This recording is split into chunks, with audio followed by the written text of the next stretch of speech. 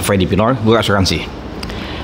Terkait dengan meningkatkan penetrasi asuransi Indonesia dengan cara meningkatkan tingkat literasi masyarakat Indonesia juga dengan cara melakukan edukasi, ya, edukasi yang secara masif, konsisten, di semua lapisan masyarakat, di semua lokasi yang setiap hari diisi dengan materi edukasi dari semua perusahaan perasuransian, dari semua insan perasuransian, ya, termasuk saya, termasuk Anda semua.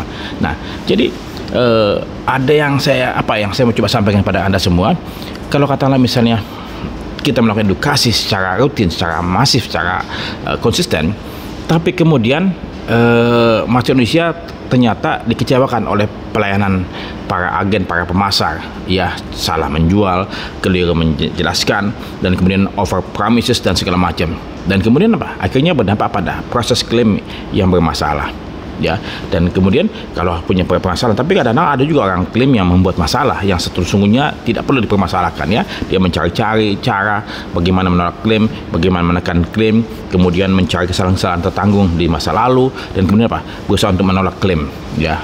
Itu yang saya pikir perlu kita benahi, ya. Jadi tadi edukasi, kemudian proses penjualan yang tidak benar, ya, kemudian juga cara proses klaim yang semrawut selama ini. Ya, tiga kunci ini. Nah, sekarang bagaimana hubungannya? Bagaimana hubungannya antara edukasi, proses penjualan sama proses klaim, ya? Jadi kalau katakanlah kita melakukan edukasi tapi cara penjualan konsumen agen dan pemasar tidak benar, percuma juga edukasi dilakukan setiap saat, ya. Kemudian bagaimana juga proses klaim yang tidak benar, berusaha untuk mencari kesalahan tertanggung, itu pun juga tidak percuma juga edukasi. Tapi saya pikir tidak benar juga edukasi. Kita coba ajarkan nasabah bagaimana mereka membeli polis asuransi dengan benar, bagaimana mereka bisa mengcounter agen ataupun pemasar asuransi yang melakukan kesalahan. Jadi dengan masyarakat Indonesia yang semakin cerdas, semakin kritis, mereka bisa mengcounter para pemasar, dan mereka tidak akan menjual dari pemasar-pemasar yang tidak benar, tidak kompeten. Dan kemudian apa?